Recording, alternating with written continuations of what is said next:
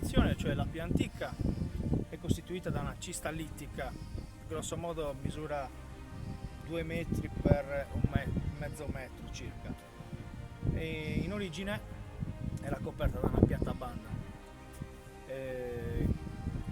Periodo risalente siamo intorno al 2006 a.C. All'interno di questa tomba cistallittica sono state trovate delle ceramiche della cultura in Monte Claro.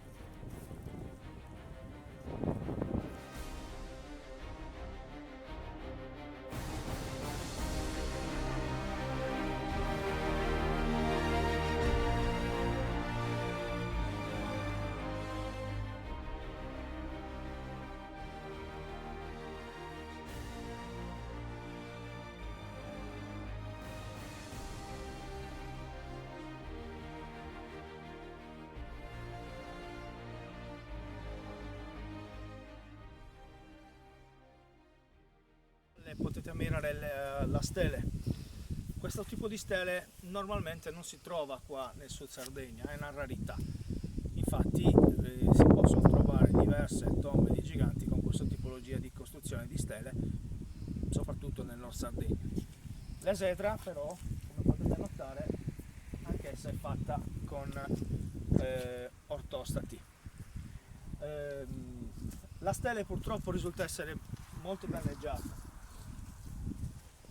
Sicuramente in passato non si trova in questa posizione, o probabilmente è stata distrutta per qualche motivo. Del foro che c'è al centro non si hanno notizie, potrebbe anche essere un foro fatto successivamente. Qua vediamo la stele centinata divisa in 3 sezioni, la sezione di sopra separata da questo rilievo, la seconda sezione separata da quest'altro e l'ultima sezione. Un monumento unico, assolutamente da vedere, da visitare. È una vera rarità perché su questa tomba noi riusciamo a vedere le diverse fasi della sepoltura, cioè la tipologia acistallittica derivante dal sistema dolmenico. Continua poi il corridoio dolmenico per poi arrivare alla stele che viene datata nel periodo del Bronzo Medio, quindi stiamo entrando nel periodo nuragico. Dopo aver visto la cistallittica, continua con un'altra sezione, un corridoio ortostati inseriti a coltello con circa 10 metri. All'interno è stato trovato un vaso,